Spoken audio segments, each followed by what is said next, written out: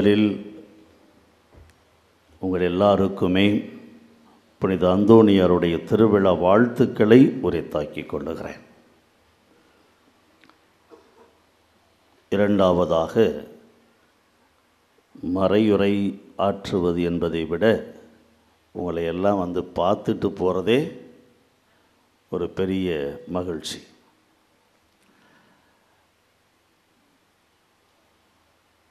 திருவிழாவை கொண்டாடி கொண்டிருக்கக்கூடிய இந்த நாட்களில்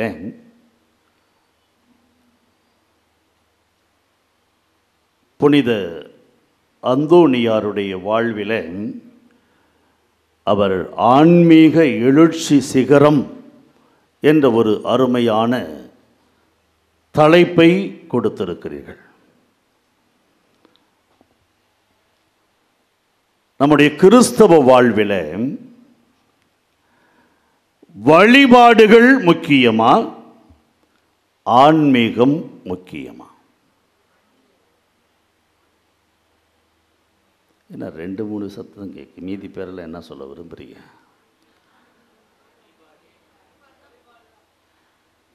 சரி, இப்போ ஒரு சின்ன சண்டை போட்டுட்டு அப்புறம் போவோம். வழிபாடுகள் தான் முக்கியம் அப்படிங்கிறவங்களை கை தூக்க. இந்த ரெண்டுக்குமே தூக்காமல் இருந்தீங்கன்னா கீழே இறங்கி வந்துடுவேன். ஏதாவது ஒரு கட்சியிலேயாவது சேரணும். அந்தோணியாருக்கு தூக்கிட்டார். வழிபாடுகள் தான் முக்கியம், வேறு யாருமே தூக்கலையா? பின்னாடி 2 பேர், ஒரு 3 பேர் ஓட்டு போடுறாங்க, பரவாயில்ல, 4 பேர். ஆன்மீகம்தான் முக்கியங்கிறவங்க பரவாயில்ல, சிஸ்டர்லாம் கூட அந்த கட்சியில் சேர்ந்துருக்கிறாங்க. இந்த மீதி பேரில் எதில் சேர்க்கலாம்?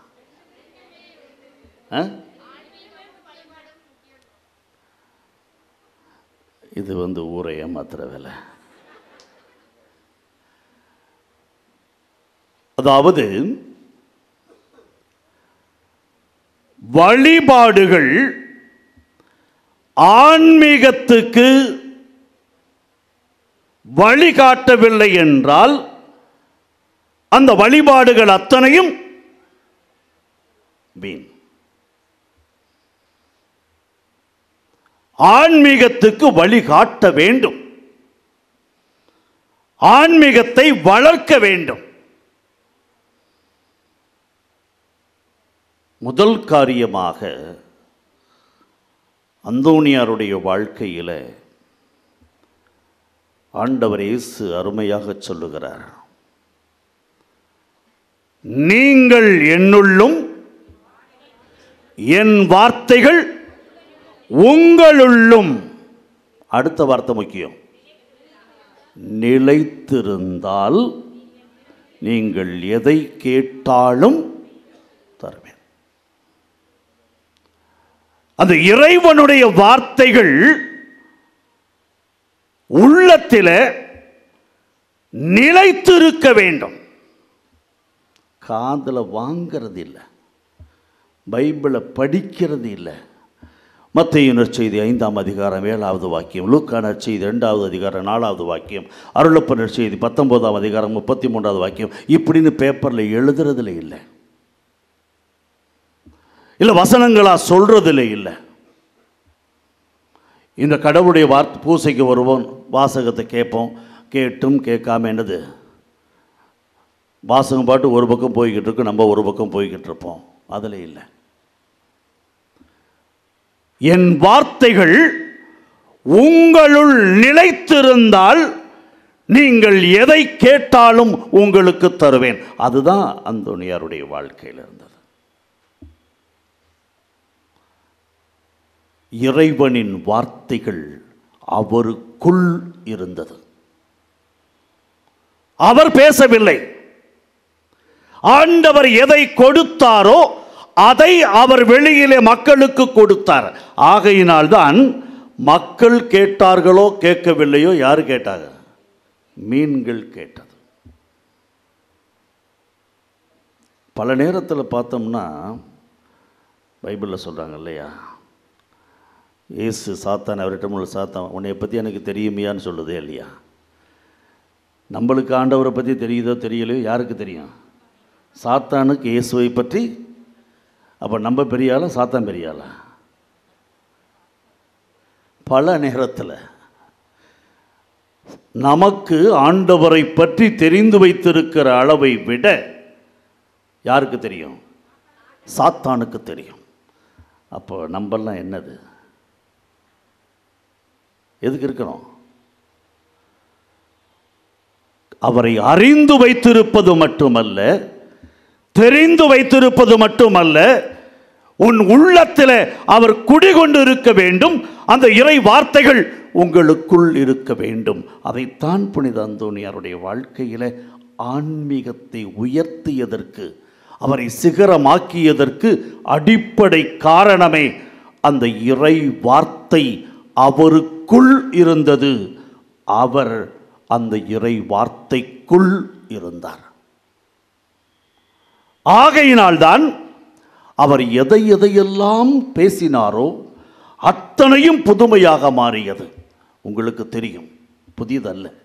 அவருடைய நாவுகள் இன்னும் என்ன செய்யலை? ஏன் தெரியுமா? ஏன் அழியலை? ஆண்டவருடைய வார்த்தையை அவர் என்ன செய்தார்? எடுத்து உரைத்தார். ஆண்டவர் எதையெல்லாம் அவர் நாவு வழியாக அந்த மக்களுக்கு எடுத்து சொல்லப்பட்டதோ, ஆகையினால்தான் எடுத்து உரைக்க உரைக்க உரைக்க அவருடைய நாவு இன்னும் அழியாமல் இருப்பதற்கு காரணம் அதுதான். ஒருவேளை இப்போ நான் என் நாக்கு அழுவாமல் இருக்கணும், நல்லா இருக்குன்னு நினச்சா நான் என்ன செய்யணும்? அவர் கொடுக்கிறத வாசிக்கணும், அவர் கொடுக்கிறத சொல்லணும், அவர் எதை விரும்புகிறாரோ அதை செய்யணும். பெயருக்காக புகழுக்காக ஒரு பங்குல ஒரு மறையுரை ஆற்றினேன். மறையுரை ஆற்றி முடித்த பிறகு ஒரு நண்பர் வந்தார். வந்து, ஃபாதர், உங்களுடைய மறையுரை ரொம்ப அருமையாக இருந்ததுன்னார். நம்ம குசும்பு சும்மா இருக்குமா? என்னப்பா அப்படி அருமையாக இருக்கு? இல்லை ஃபாதர், இது மாதிரி ஒரு மறையுரையை நான் என்ன செஞ்சதில்லை, கேட்டதே இல்லைன்னார். சரி, பரவாயில்லப்பா, என்ன தான் கேட்டேன்? இல்லை ஃபாதர், இந்த மாதிரி யாருமே மறையுரை வச்சதே இல்லை ஃபாதர். சரிப்பா, என்னதான் வச்சேன்? 10 நிமிஷம் பேசினார். ஆனால் கடைசி வரைக்கும் நான் என்ன சொன்னேங்கிறதே அவர், இதுதான் எங்க மறையுரை. அதாவது ஆண்டவர் கொடுக்கிறதை கொடுக்கும் பொழுதுதான் ஆன்மீகம் மேலும் மேலும் வளரும். பல வழிபாடுகள், நவநாட்கள், திரியாத்திரைகள். அழகா ஒருத்தர் வந்து கேட்டார், ஃபாதர், பெரிய எனக்கு சந்தேகம் என்னார். என்னன்னு கேட்டேன். இந்த டிவியில் பார்த்தேன், நெத்தியில் கையை வைக்கும் போதே அவன் என்ன செய்யறான்? கீழே விழுத்தாரான். நீங்க ஒரு நாளும் ஒருத்தரையும் கீழே விழுக்காட்டலை. என்ன காரணம்? நான் என்னத்தை சொல்றது? அப்படியெல்லாம் நம்ம சொல்ல முடியாது இல்லையா? தெரியாத காரியத்தை போய் சொல்லக்கூடாது. நீங்கெல்லாம் கை வச்சா விழுக மாட்டேங்கிறாங்க. நான் சொன்னேன், தப்பிக்கிறதுக்கு ஒரே வழி, நான் மட்டும் இல்லை, எங்கள் பிஷப்பு கையை வச்சாலே விழுக மாட்டேங்கிறாங்க அப்படின்னு.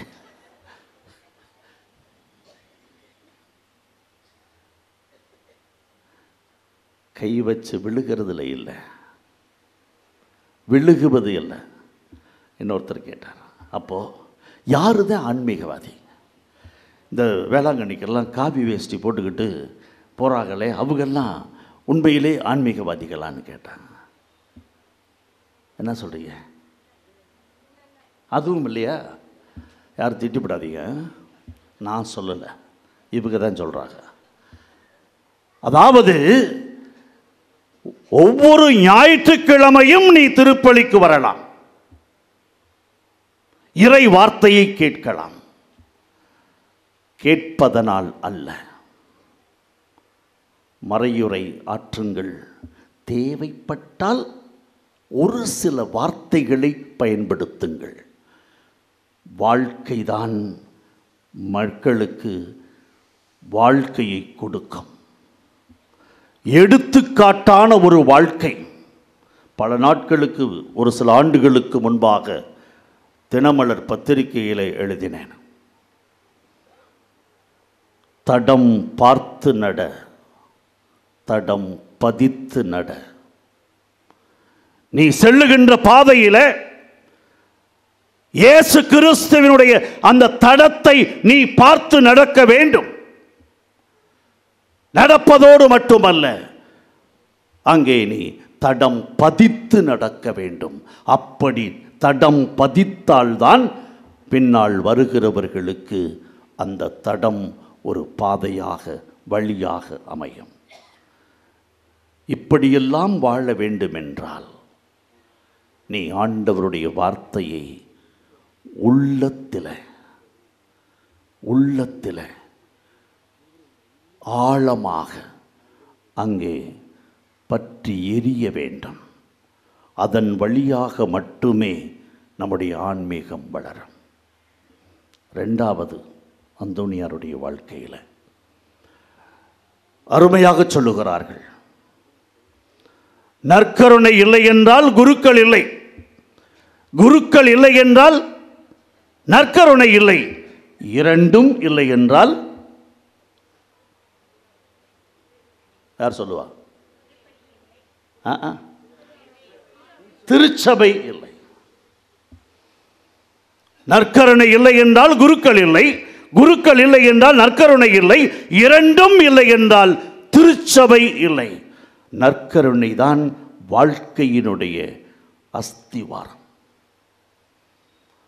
அந்த நற்கருணை மீது புனித அந்தோனியார் வைத்திருந்த அளவு கடந்த நம்பிக்கை, பக்தி இல்லை.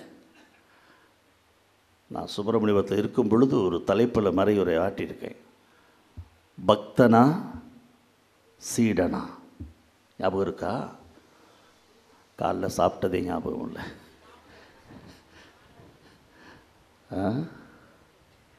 பக்தனா சீடனா? புனித அந்தோனியாருக்கு அந்த நற்கருணை மீது பக்தி என்பதை விட, அதுக்காக பக்தி இருக்கக்கூடாதுன்னு இல்லை, பக்தி என்பதை விட அந்த நற்கருணையின் மீது அவருக்கு இருந்த அந்த ஆழமான நம்பிக்கை, நான் அந்த ஆண்டவரை உண்டால் அவர் என்னோடு இருக்கிறார், நான் அவருக்குள் இருக்கிறேன். மதர் தெரசால் அதைத்தான் சொன்னார்கள். எனக்கு சக்தி கொடுப்பதே யார்? ஆண்டவர். வல்லமையை கொடுப்பது யார்? அவர்தான். ஆகையினால்தான் அவர், நமக்கெல்லாம் தெரிஞ்ச அந்த புதுமை இருக்கு இல்லையா, அவர் அந்த இது நற்கருணையை பார்த்து யார் வணங்கினது? கழுத. அதனால தான் பழமொழி ஒன்று சொல்லுவாங்க, தெரியுமா உங்களுக்கெல்லாம்? கழுதைக்கு தெரியுமா கற்பூர வாசனை. கழுதைக்கு கூட தெரியுது நற்கருணைன்னா என்னன்னு சொல்லி. ஆனால் தெரியல. பரவாயில்ல, கழுதையை விட மேலானவர்கள்.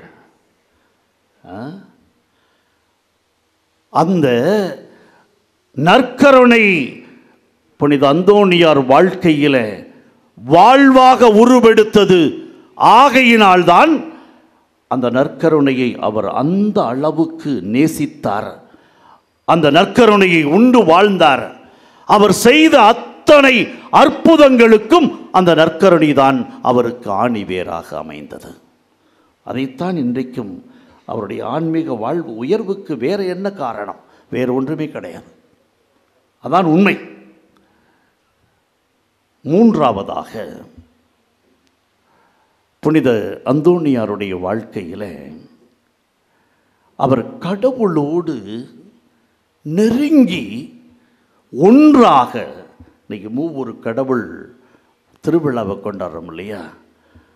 எப்படி 3 பேரும் ஒருவரோடு ஒருவர் இணைந்து இருந்தார்களோ அதுபோல தூய அந்தோணியாரும் அந்த இறைவனோடு ஒன்றுபட்டு இருந்தார்.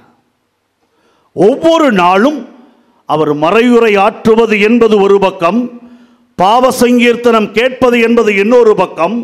அவர் தனிமையில் அந்த இறைவனோடு என்ன செய்தார்? பேசினார். அப்படி பேசியதனால்தான் அவருக்கு அந்த வல்லமையே கிடைத்தது. அவருடைய புதுமைகளில் ஒரு புதுமை நீங்கள் நம்ம கேட்டிருப்பீங்களான்னு தெரியல, கேட்டிருக்கலாம், வாய்ப்பு இருக்குது. அதாவது புனித அந்தோணியார் பதுவையில் இருக்கிறார்.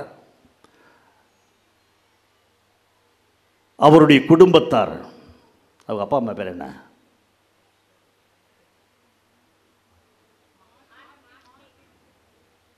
இவ்வளவு யோசிக்கணுமா?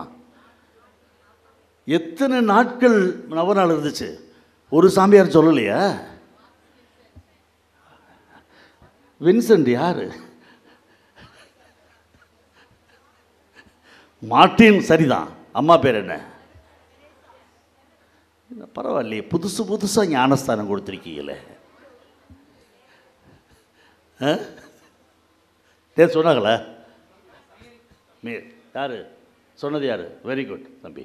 முதல்ல அவனுக்கு ஒரு கை தட்டுங்க. முதல்ல இத்தனை பேருக்கு தெரியல இல்லையா? அவங்க அப்பா பேரு மார்ட்டின், அம்மா பேரு மேரி. அந்த இருவரும் லிஸ்பனில் இருக்கிறார்கள். அவருடைய அந்தோணியாருடைய வீட்டுக்கு அருகிலே 2 பேர் ஒருவரோடு ஒருவர் சண்டை போட்டுக்கொண்டு ஒருவன் மற்றவனை கொலை செய்து விடுகிறான். கொலை செய்தது பெரிதல்ல, கொலை செய்துவிட்டு அந்த உடலை எடுத்து அந்தோணியார் வீட்டு பக்கத்தில் உள்ள போட்டுறான். கேள்விப்பட்டீங்களா இல்லையா? உடனே மார்ட்டினை போலீஸ் அரெஸ்ட் பண்ண போகுது. உடனடியாக இந்த காட்சி இங்க எங்க நடக்குது? லிஸ்பன்ல நடக்குது. இவர் அந்தோணியார் எங்க இருக்கிறாரு? பதுவையில் இருக்கிறார். எந்த செய்தியும் அல்ல. இப்ப மாதிரியெல்லாம் அப்ப கிடையாது இல்லையா? எதுவுமே தெரியாது. ஆனால் அவர் இறைவனோடு தனிமையில் பேசிக்கொண்டிருக்கும் பொழுது அவருக்கு இந்த காட்சியானது அங்கே வெளிப்படுத்தப்படுகிறது. தன்னுடைய தந்தைக்கு ஏதோ ஒரு பிரச்சனை. இந்த 2 இடத்துக்கும் உள்ள இடைவெளி 1200 மைல் தூரம்.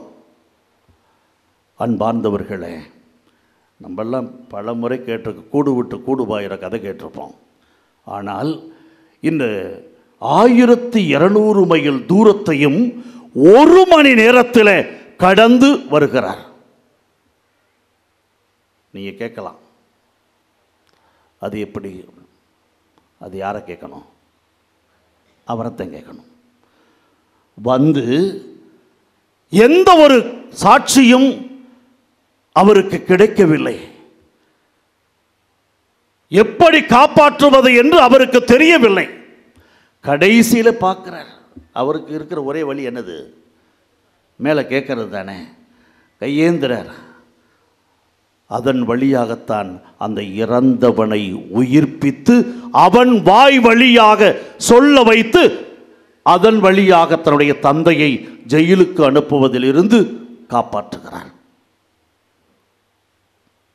அன்பார்ந்தவர்களே, அந்த அளவுக்கு அந்த இறைவன் மீது இருக்கக்கூடிய உறவு, ஆழமான உறவு, அவ்வளவு நம்பிக்கை. எனக்கு புனிதர்களில் ஒரு சில புனிதர்கள் ரொம்ப பிடிக்கும். அதில் ஒரு புனிதர் இருக்கிறார். அவரை கடவுளை மறுதளிக்கணும். மறுதளிக்கலைன்னா உன்னை என்ன செய்வான்? எண்ணெயில் போட்டு வறுப்போம்னாங்க. போட்டு வறுத்தாங்க. அவர் என்ன தெரியுமா சொன்னார்? சிரிச்சுக்கிட்டே, டேய், ஒரு பக்கம் வெந்துருச்சுடா, இன்னொரு பக்கம் திருப்பி போடுறான்னார். யாரு?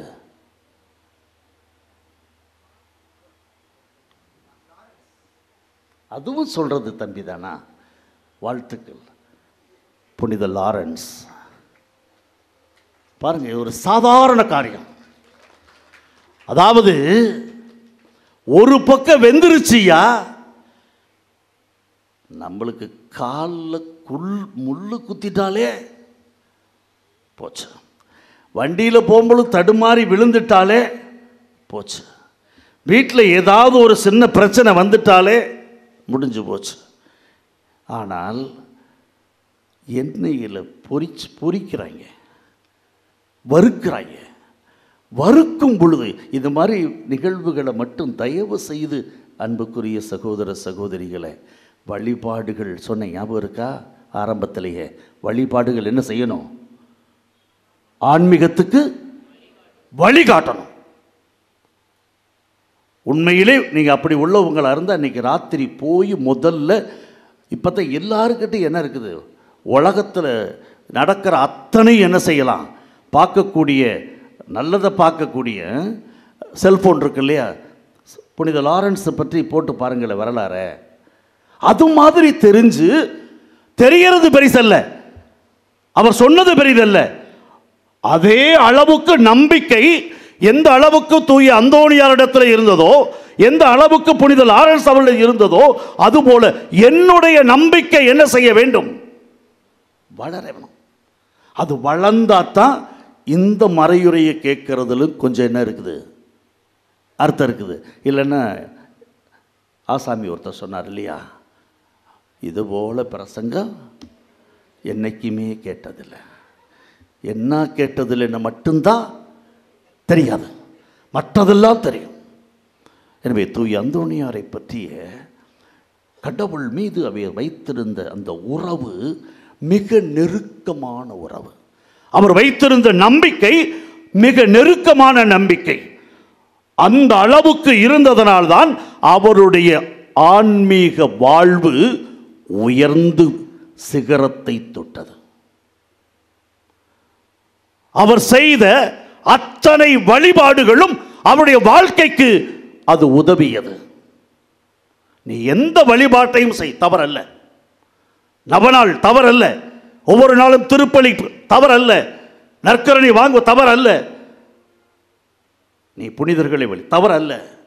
நீ எதை செய்தாலும் அந்த நீ செய்கின்ற காரியம், நல்ல கவனிங்க, சாப்பிட்றோம் இல்லையா, அது உடலுக்கு ஒத்துக்கலைன்னா என்ன செய்யுது?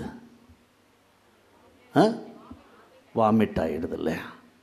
அதே போல தான் சிம்பிளாக நீ செய்கிற வழிபாடுகள் எல்லாம் உன்னுடைய ஆன்மீக வாழ்வுக்கு உயர்ந்து அந்த கடவுள் மீது உனக்கும் அவருக்கும் இடையே இருக்கக்கூடிய உறவு வளர்ந்து, நம்பிக்கை வளர்ந்து, என் ஆண்டவர் என்னோடு இருக்கும் வரை நான் எதற்கும் கலங்கப் போவது இல்லை, என் ஆண்டவர் என்னோடு இருக்கும் பொழுது அவர் எதை கேட்டாலும் எனக்கு அவர் கொடுப்பதற்கு தயாராக இருக்கிறார். அந்த நம்பிக்கை இருந்தால் அதை வாழ்க்கையிலே என்ன செய்யணும்? வாழ்ந்து காட்டணும். உன்னிடத்தில் இருக்கக்கூடிய அந்த ஒளியானது அடுத்தவர்களுக்கு என்ன செய்யணும்? வெளிச்சமாக வரணும்.